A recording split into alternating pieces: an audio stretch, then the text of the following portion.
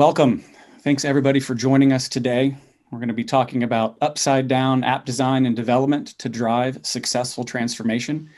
My name is Sean Allen. I'm in charge of marketing at Skuid, and I'm thrilled to be joined by Ken McElrath, our founder and CEO, and Jeffrey Hammond, who's VP and Principal Analyst at Forrester.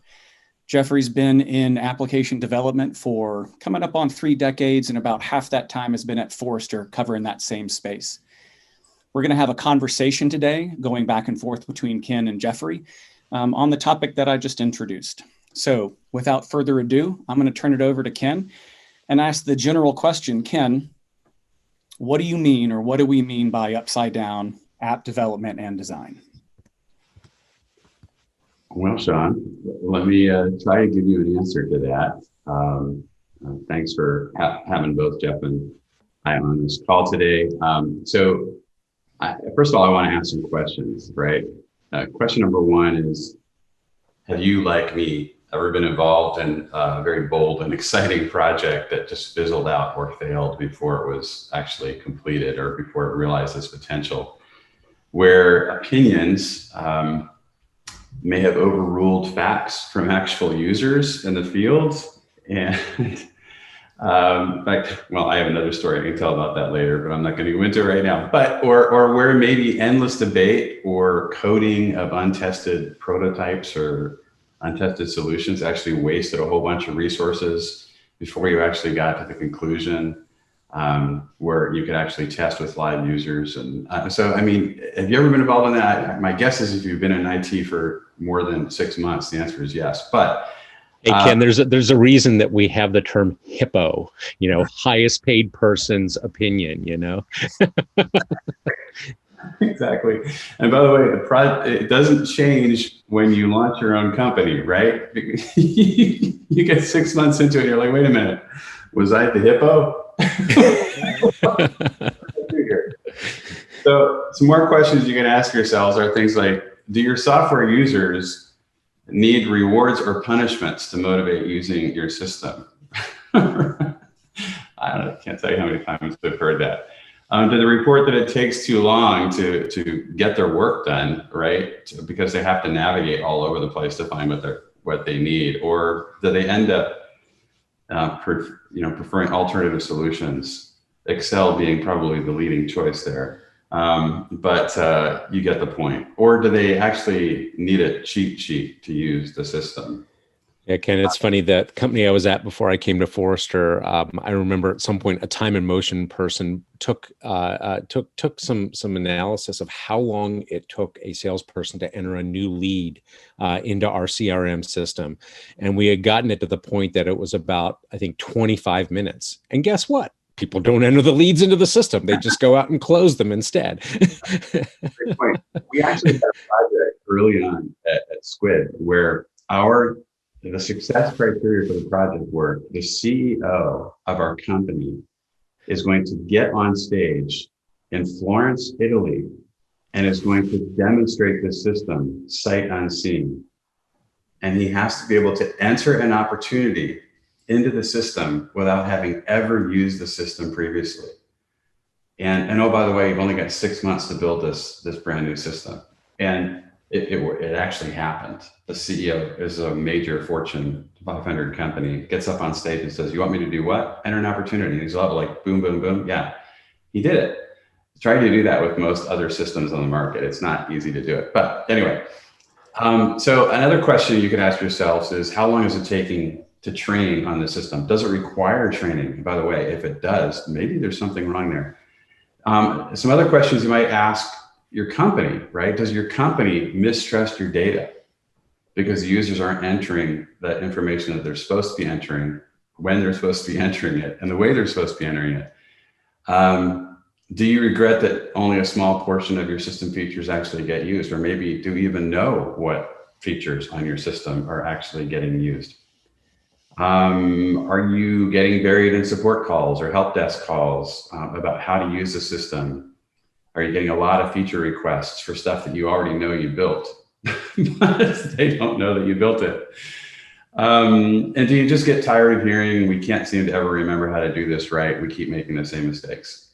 If so, this webinar, this discussion, this conversation may be for you, and we hope that it's helpful for you. Because ultimately, we all want to create the right kind of digital solutions. And the right kind of digital solutions, I mean, there's really only two things that matter, right? It's adoption and it's delight. If you can get to adoption and delight with your users, you can solve your complex business problems. But it's not just about, the stuff on the back end. It's about users actually using the system and actually enjoying using that system. And the real purpose of every app that you build is really to enable people to take advantage of super complex technology without forcing them to understand what's going on behind the scenes. What you really want is for them to just see that one button in front of them. You don't want them to have to understand 30 different screens. You don't want them to have to understand your data model. You don't want them to have to understand how the back end process works. You just want them to be able to get something done really, really fast, very efficiently. The question is, how do we actually achieve this? And the way we achieve it, what Jeffrey and I are going to describe to you today is what we call human-centered design. There's a lot of other names that this goes by, but essentially we're going to talk about it as human-centered design as a methodology. And in general, what that really is trying to take these three aspects of solving problems, where you look at user desirability, business and technology, which is really about viability and feasibility, and you approach it in a different way. And early in my career, it was really all about feasibility. Can we do this with the top technology that exists today? And we would always jump to the technology, what apps are available, what back-end systems are available. And then we would try to extrapolate from the technology towards the users, and we never quite got there. I have to say, Ken, I don't think it's changed very much. I mean, I think about the inquiries that I have with clients on a day in and day out basis. And, so many folks in the technology space, the question is, well, what Kubernetes distribution should we be using?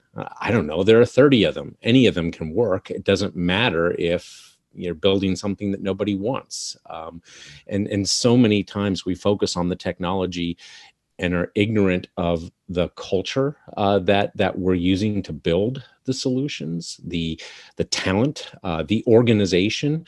And what I increasingly find is, in some ways, the technology is getting easier, and it's the cultural challenges and the organizational challenges and the process challenge that trip organizations up all the time, not the technology.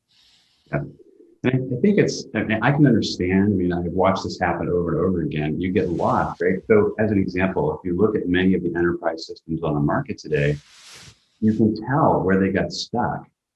They spent all their time building the back ends before they started thinking about the front end of the technology. And so many of the systems that you buy off the shelf and install today, you can see that they've got awesome data models. They've got the awesome architecture on the back end, but you feel like you're trying to navigate that data model versus actually an application that becomes really useful for the end user. And so the user gets lost in the technology, and it makes sense, right? The budget ran out. And so what human-centered design is really about is starting with the users first. It's turning it upside down. Forget about the technology for a while, and instead let's try to find solutions, and not just the best available solution, but really defining the problem first and making sure that you really understand that before you launch into building the solution for those users. But starting with the users and the desirability, and then working towards the technology. And it kind of looks like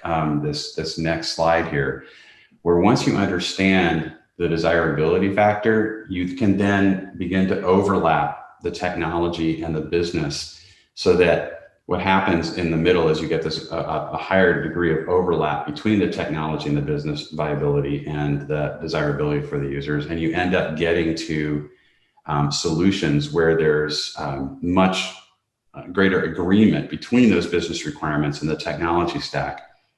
But I will give you just one cautionary warning here, because again, this temptation to start with technology and the business requirements, you can have 100% overlap between feasibility and viability. And you can still have applications that fail if you don't start with the users first. You can have 100% overlap between viability and feasibility and end up with applications that nobody uses, right? It's a hard fact to accept, but it's true. It's very, very true. So you're looking for that overlap, but the primary thing you should be focusing on is the user. And what we mean by that, I mean, there's 4 basic things that you're looking for. When you talk about what it is that drives adoption and really gets users excited about using your technology, what creates delight, it's really 4 aspects. And people get confused sometimes between, Jeffrey was talking to me yesterday, he said it's little d design versus big D design, right? These 4 things on the screen right now are big D design. And so we don't want you to think about like design thinking, or what we mean by design today is just the visual appeal of an application. That's not what we mean. What we mean by big D design is it giving all the users greater utility, efficiency, clarity, and delight? Can they accomplish their tasks in order to reach their goals? And can they do it faster than any other available alternative solution? And can they quickly see how the app works and not need to use training to get to those? If you just did utility, efficiency, and clarity, it would dramatically change the game in application development today. I think that's just such an important point, because, as developers, we're kind of, we'll come across and say, well, design is not my job. Okay, my job is to take the functional requirements document specification or the backlog and pull something off of it and do what it says, because I'm not a designer. Well, yeah, you may not be a little D designer. You may not be worrying about the comps and the mock-ups and that sort of thing. But when it comes to big D design, you are absolutely responsible for focusing on these things, for taking a customer-centric view, a user-centric view, and thinking about the utility, the efficiency, and the clarity of what you are building. And so the reason that I like the way that you describe this is because it creates hooks that create common purpose. And when you create shared purpose, it's one of the 3 important elements for the evolution of a high-performance software delivery team. So to me, I would hope that these are areas of shared agreement, moving forward for upside down delivery of software. Mm-hmm. Yeah, and Sean, I'm going to ask you to jump to a slide here just to give a quick example. If you could jump to slide 19. What we did with this project, just to give you an example of what we mean by usability, clarity, efficiency, and delight, is we were given this challenge by a customer. Actually, the original thing we were given was that little booklet in the lower right-hand corner of this slide, where they were actually tracking assets live in the field. And in this case, they were tracking parachutes and who had inspected the parachute, which was a challenging process. As an example, imagine what happens if a parachute doesn't deploy, right? Somebody's not going to come out of that situation. It's kind of the definition of a mission critical app, if you think about it. Exactly. And so what happened was, what happens is you pull out this little book when you finally find it, right? And you say, who packed this parachute? And then you have to ask yourself, how many other parachutes did that person pack, and are they faulty, and how do I find them? And so they had a very analog process that wasn't working in this military organization. And they said, we need to be able to track these assets because it's a life and death situation. And so they tried first to convert that paper process into screens in a CRM system. The challenge with that was trying to use a CRM system to actually very quickly check off on the inspection criteria on packing a parachute. It needs to be fast. It needs to be super fast because you're doing hundreds or thousands of these things at a time. And so they knew they needed to digitize it, but their first attempt at digitizing it didn't work. It took dozens of clicks to actually perform an inspection, and it was taking up to 7 to 8 minutes to actually complete that inspection, which is just way too long in order to make this a scalable process. So they just couldn't meet the timing constraints, and they couldn't meet the user experience objectives of this project. It definitely was not useful. There wasn't utility, clarity, efficiency, or delight. And what we ended up with on the other end of this, after going through the process that we're going to describe you today, is a very simple application, big buttons, 4 clicks to perform an inspection, less than a minute to do an inspection, met all of their design and user experience requirements. It was very delightful to use. They could actually use this on mobile devices, and they could walk from parachute to parachute and do this extremely quickly. So the challenge here is that, did the original digitization of this process meet the business requirements? Yeah, it was digitized. Did it meet the user's requirements? No, it failed. There was no way that they could actually do the task, that the users could do the task that they were being asked to do in the time that they were being asked to do it in a way that made sense to the business. And so they had to use a different process to come up with this kind of conclusion. And now we can switch back to slide 16, Sean, and talk about what that process looks like.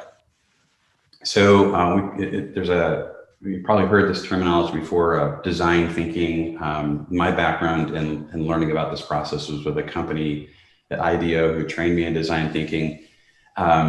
Others call it something a little bit different, but regardless, it's the same idea. It's you come up with a design challenge, and then you try to come up with as many ideas as possible to solve that design challenge. That's basically that divergent thinking that is required to get to the best available solution. And the converging of that thought process is trying to narrow all the available solutions to that one best idea, right? And then you diverge again to say, wait a minute, maybe that's not the best idea, and you converge again. And so that process of divergent thinking, convergent thinking, divergent thinking, convergent thinking is really what design thinking is all about.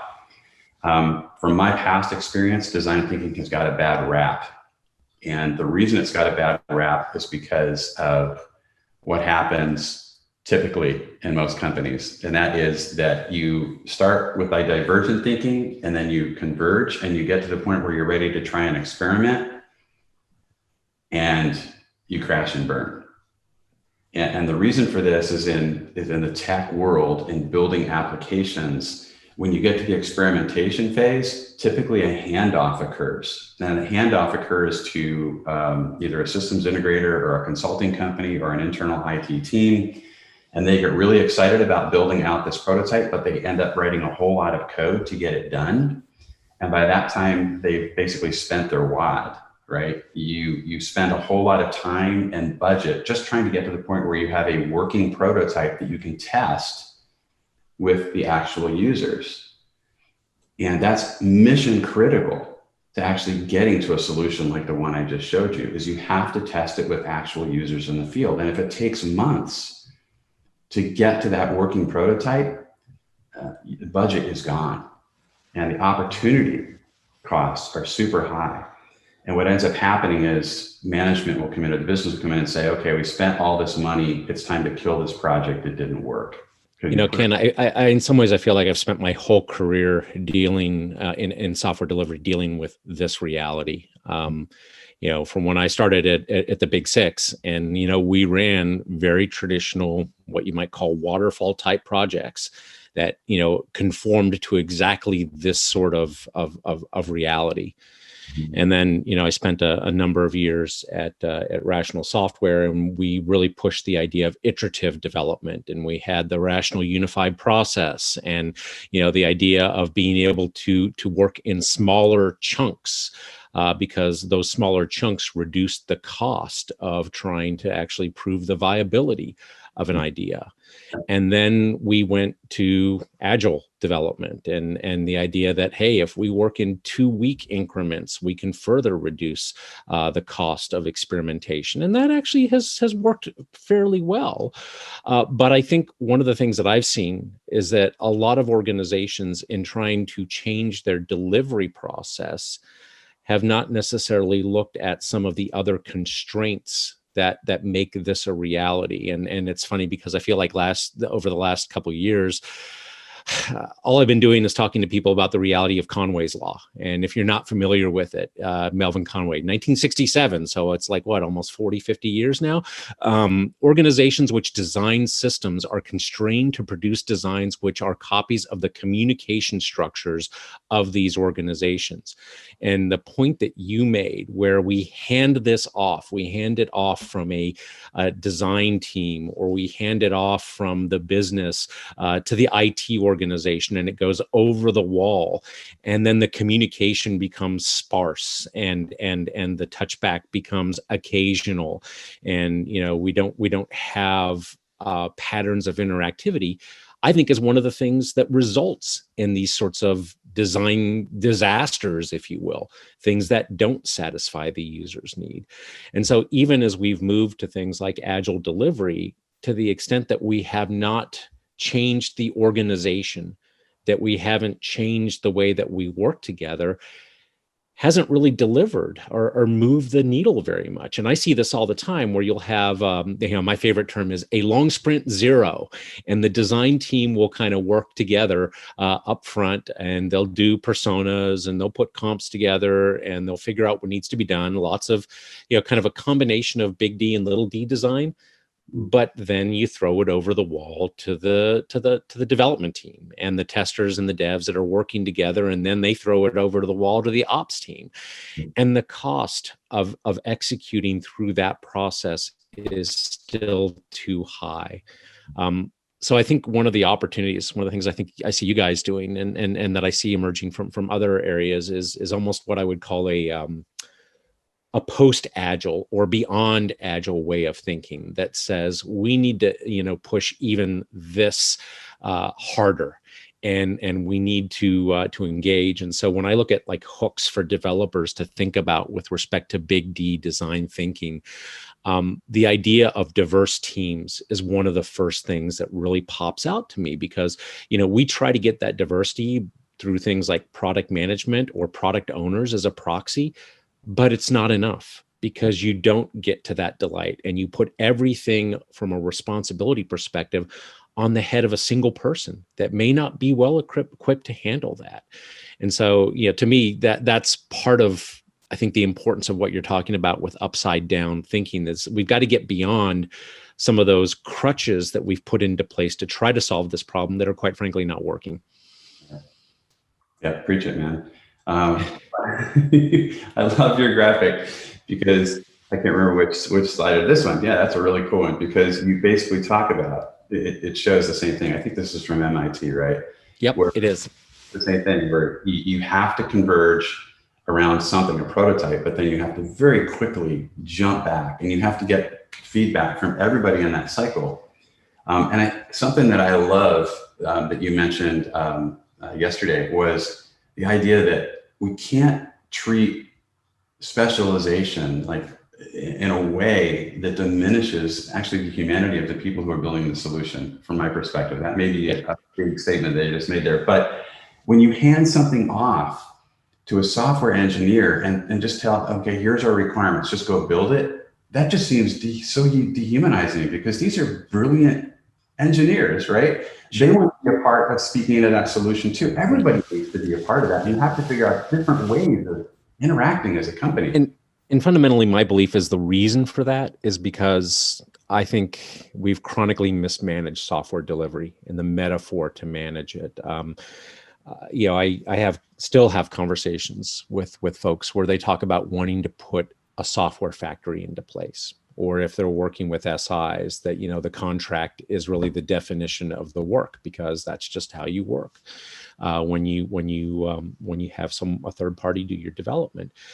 And because of that, you tend to put the creatives, the developers in this case, not the designers, in boxes. It's funny, you talk to the designers and when they throw the comps or the prototypes over the wall, they always cringe, because they worry about what they're going to get back, and if it's going to look anything like what they put together, and we all laugh about it, and I think it's because we try to create these siloed teams of specialization, and we organize around the specialization, and we measure the specialization, and you just, Conway's law comes in, and you get these systems that we all hate to deal with. So, I see development teams attacking this in a number of different ways. I certainly think design thinking is one of the solutions as we move toward this. I think another one is what we see in DevOps with teams starting to focus on flow.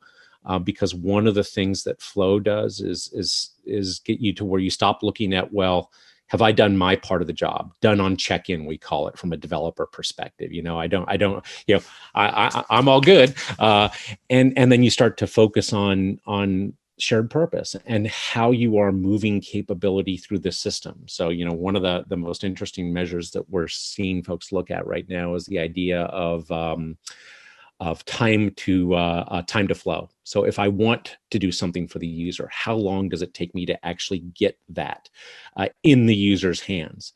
If you're going through all these stage gates, it could be months.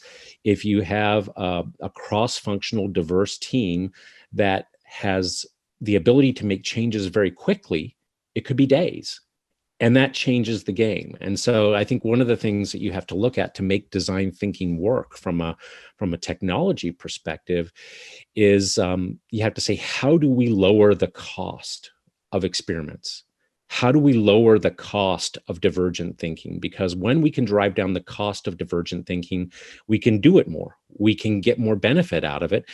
And we can change the way that we think about interacting with our customers. And that, I think, is one of the things that I've seen in the low-code space as one of the real breakthroughs. It lowers the cost of divergent thinking, and that's powerful.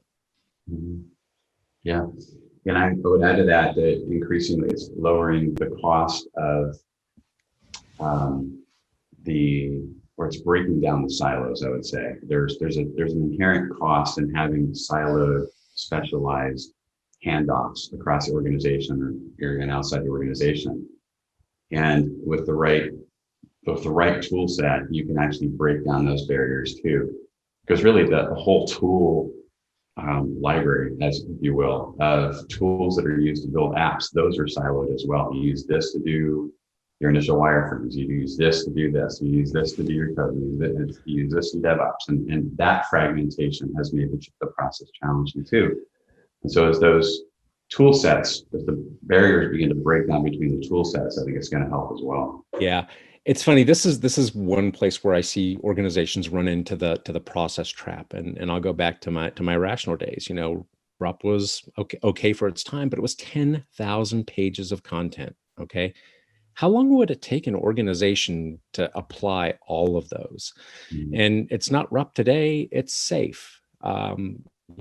It's one of the reasons we see organizations maybe moving a little bit more towards something like the Spotify model, because it deals with some of these organizational constraints and some of the talent constraints, and says, well, maybe the process and the deep specificity of the process isn't what our actual problem is. Our problem is the ability to get things through the delivery stages as quickly as possible. I think it goes back to the view that we have on human-centered design. And Sean, I'll actually ask you to move up just a couple slides to number 40. There's a couple things that we see organizations doing as they move to a faster method of value delivery. And to me, the most important one here is being able to let go of perfection and embrace speed. Because if you don't pair divergent thinking with speed, then you are creating a recipe for disaster. But that's one of the hardest things for for decision makers to do, because we've been constrained to think about software delivery as an engineering process, and as such, we should try to drive inefficiency out of it as much as possible. And that's what process does, and that's what standardization does. But if your ability to make a mistake and the cost to make a mistake drives towards zero, then it's better to be fast than perfect. And that switch is so hard for organizations to get.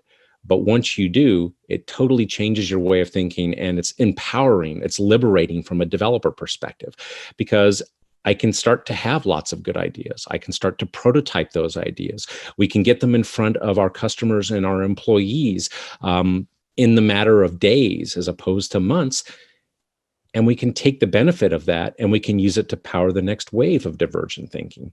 And so unless you get over that particular hump, yeah, it's going to be hard to put these concepts to use, in my opinion. Does that resonate with what you've seen, Ken? It absolutely does. In fact, well, I'll just say yes.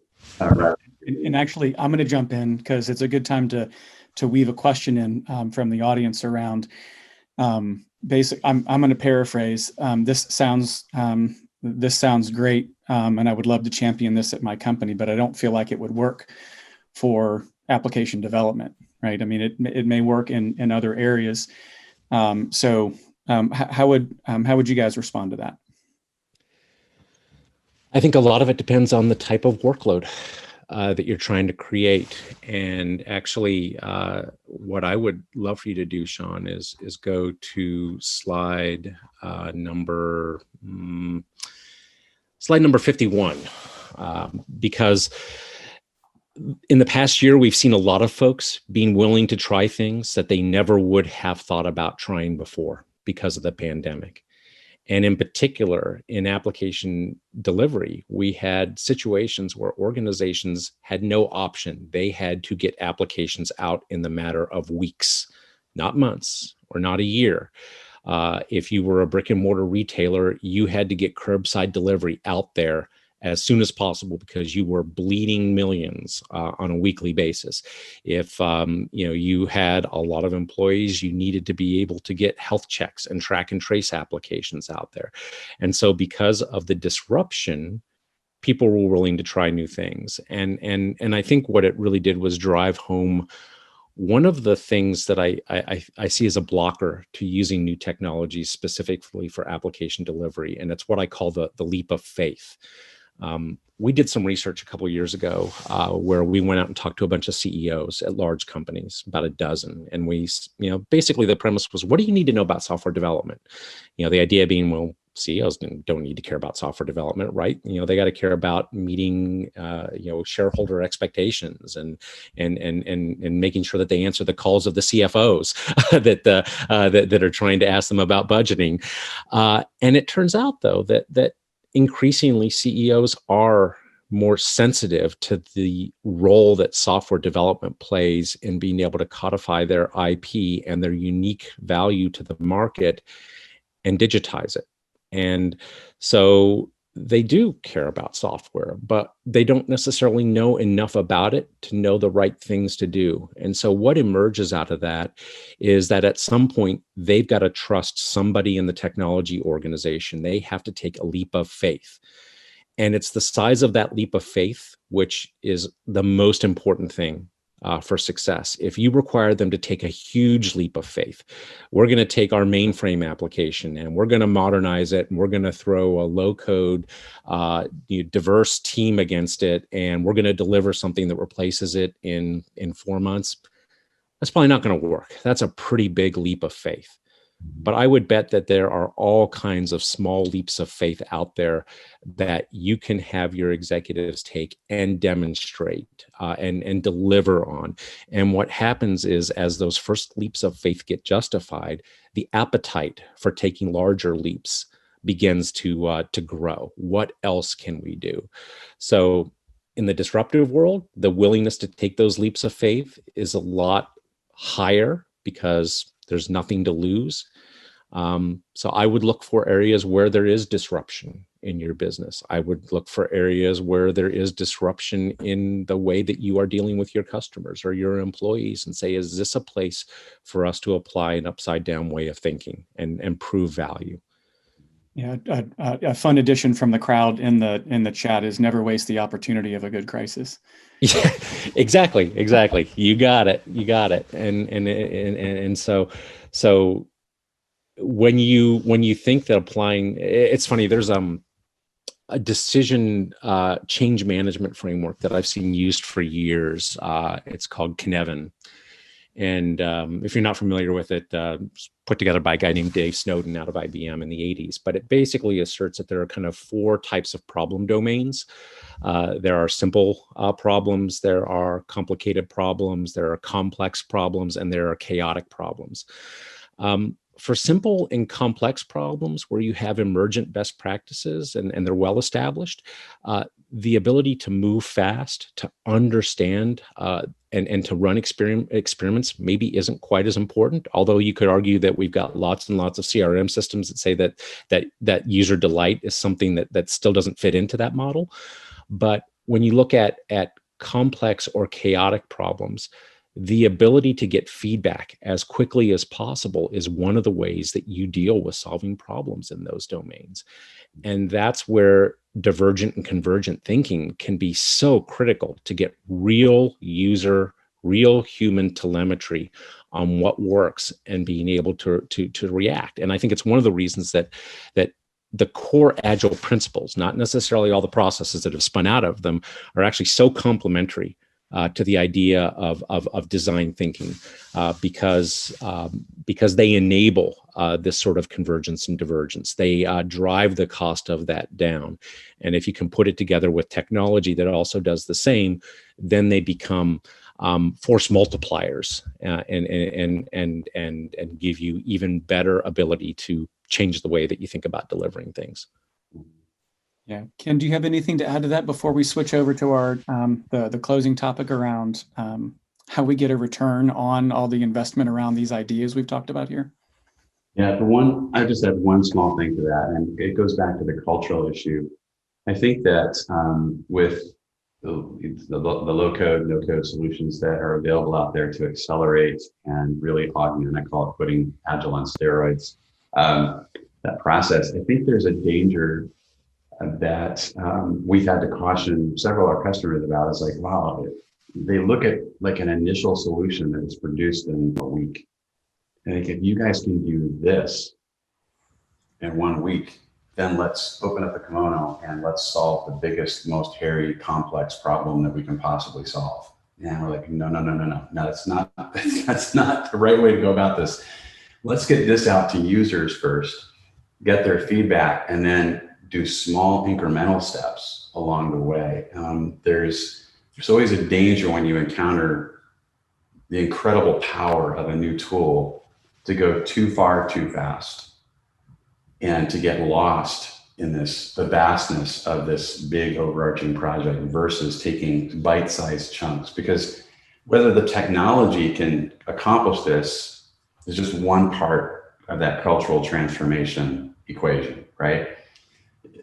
If you go bigger, that means a lot more users need to get involved. That means there's a lot more friction that you're going to experience in getting something rolled out. And so think about building technology with these new toolkits, these new tools, as enabling a process of cultural transformation as well as digital transformation. Yep, makes sense. So as we transition to talking a little bit about the return, I'll invite the audience to please add any additional Q&A into the session, and we'll get to that after this next topic that I'll introduce this way, which is we've talked about. I mean, both of you have gone back and forth on a number of why you should do this, and your users are going to love you for it, and the kind of nirvana of what you get at the end of that. But like, how do you quantify a return on that? How can somebody convince their organization to move this direction? Yeah. Well, I'll start with the big ones, right? It's pretty easy to think about ROI from a business perspective. If this is actually going to lead to fewer lost opportunities, that means you're going to have more revenue. If you can get an application out the door that is going to lead to greater productivity of a sales organization or a marketing organization or anybody who touches your end user customers, including the customers themselves, the faster you can get an application that is adopted and delightful to whoever's using it, the more revenue you're going to generate as a company. And so revenue is a big piece of that. In addition, there's inherent cost savings. To be quite honest, cost savings has not been at the top of people's radars during COVID. It's been primarily, we need to get something out there to save our company, not necessarily save costs, although cost savings is a huge part of the equation. So those are the big things, make more money, save more money. That's going to lead to a much more profitable company. But those are just big categories. I'll let Jeffrey handle some of the more detailed stuff. Yeah. And sorry to interrupt, but as you transition, I would love for you at some point in your response here, Jeffrey, to weave in what you told us about Netflix yesterday. Yep. Absolutely. So I think in addition to that, I think about Linus Pauling, if you're not familiar with him, 2-time Nobel Prize winner, one for chemistry, I think one for peace. But, his favorite quote of mine is the best way to have a good idea is to have a lot of ideas. And so to me, one of the things I think you need to measure is how does this increase our ability to take our ideas and put them into practice, to test them, to get them out there. So that goes to time to flow. If we have a good idea, how long does it take us to get it in front of the customer, and get feedback? But also, how does it increase the sheer number of things that we can do that with? Because the more innovations that we can test, the likelier that one of them is going to be, if you believe in the BCG growth matrix, a star. And so, if we can get 5 stars and we have 6 dogs, but we can recognize those dogs more quickly and stop investing in them, then that is going to lead to ROI. That's going to lead to profit. And so I think that they're intimately tied.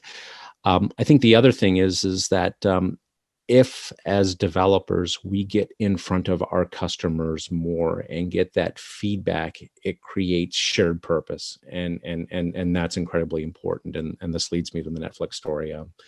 Guy that I used to work with after I came here, I went to work for Netflix back when they were still shipping DVDs.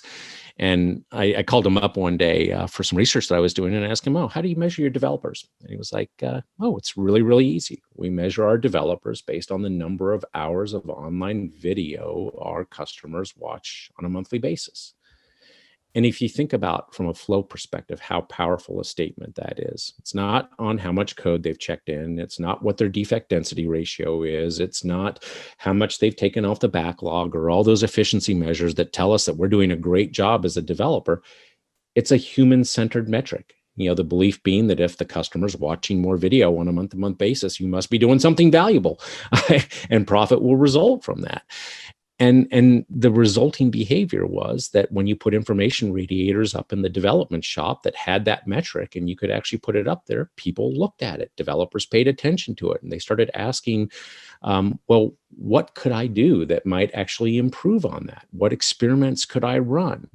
And it starts turning them into big D design thinkers because it rewards them thinking out of the box. It rewards divergent thinking. And so it's one of the reasons why I think that making sure that you measure development teams on business value metrics is critically important. And the reality is that a lot of organizations don't. They still measure developers about being done on check-in or about defect density. And so the things that I am doing and the things that matter, because metrics matter to all of us, are only peripherally related to the idea of delighting the user. And I think that's a problem with our processes as we do it today. Yeah, if you look at the costs, right, of spending, how much time and money have you spent on developing, whether it's an internal application for doing some sort of a back office process or an external facing application for more of a front office process. If you look at the time and energy that you put into that, and then recognize how many people are actually using the application, or more importantly, who's not using the application, it's the opportunity costs that are involved there. And when we consistently, routinely see people they've spent a lot of time and money to build an initial process and then a follow-on process. And by the time they get to considering our low-code tool, they're like, it's just not working. Yeah. And in many cases, they've been working for years to try to solve a problem. And it's not necessarily, Forrester has done a great, economic impact study on Skuid, and the metrics are frankly kind of unbelievable. That people think they're too optimistic, but it's beyond that. It's the customers that we find who are not just using the low-code toolkit, they're using this human-centered design process. They're seeing really off the charts results because a customer a couple of weeks ago said to me, look, we've been trying to do this for 2 years. And within, 2 weeks, you've outperformed 2 years worth of productivity. How did you do that? Well, it wasn't really us doing that. It was us talking to the users, right? It was getting them talking to each other and to their users to help understand what the real true problem was, and then applying this modern tool set to solve that problem in a very quick and efficient manner rather than the handoffs that they had been doing previously. That was where the game. So it's not just the technology. It is layering an appropriate technology on top of the cultural and organizational transformation. And together they unlock that value. Yeah. And Mike, so here's a fundamental question. Maybe I can throw this at you, Jeffrey, but if we have time. But the idea is there a way to get past those initial 2 years of failure before I can recognize, before anybody can recognize, oh, I need to do something very differently, or I'm always going to get the same results I had in the past? Is there a way to shortcut that process? Well, I think one of the ways that we do that is that we embrace the reality that we see in so many organizations with shadow IT. And we say that maybe there is something going on here. And I'm not saying, hey, the fact that you have folks out there that are building things that aren't part of the official process is great. But I think you have to look at why that happens and how you begin to embrace the idea that they're just trying to do the right thing for the business, for the customer. And so from an organizational perspective, I think one of the most fun conversations I've been having with a lot of enterprises is the idea of a platform plus product concept, where the core IT organization is in charge of making services available, of giving teams and diverse teams the tools that they need to focus on the customer experience and not have to worry about, do I have the right database set up, or do I have the right cloud infrastructure set up? And when you start to divide that effort, IT gets what they're interested in, which is making sure that data is secure, making sure that processes are constrained and secured, and that they are delivering on their SLAs. But you also give the business and the folks that are closest to the customer control over the pixels, control over the experience, control over how that data gets brought to them. And when you start to set things up so that both organizations get what they want, then you start to get everybody pulling in the same direction, and you can make progress really, really quickly. And it's one of the reasons why we write about governance of these sorts of efforts, and the idea of a federated model of control that gets everybody aligned. So just to summarize what I think I heard you saying, it's almost like IT should study what's happening with shadow IT and then kind of duplicate that themselves. In other words, if you don't want shadow IT, then build applications that are more successful than the shadow IT. Yeah, absolutely. It's funny because you'll see organizations that'll set up centers of excellence, and when they give the external business units the ability to either use the internal organization or go outside to a design agency, it totally changes the behavior of those internal centers of excellence in terms of how they engage. And it's a similar concept here. Mm-hmm. And so instead of reinforcing, we don't like shadow IT by cutting it off, build IT that displaces it. Yeah, exactly. Yeah. I'll tell you, in 30 years, what I've learned is that if given the opportunity, developers will do the thing that is easiest for them. They will make the choice that lets them go home at night. And so if you give them that choice and make it easier for them, they will choose it. Very good. So a question offered in is,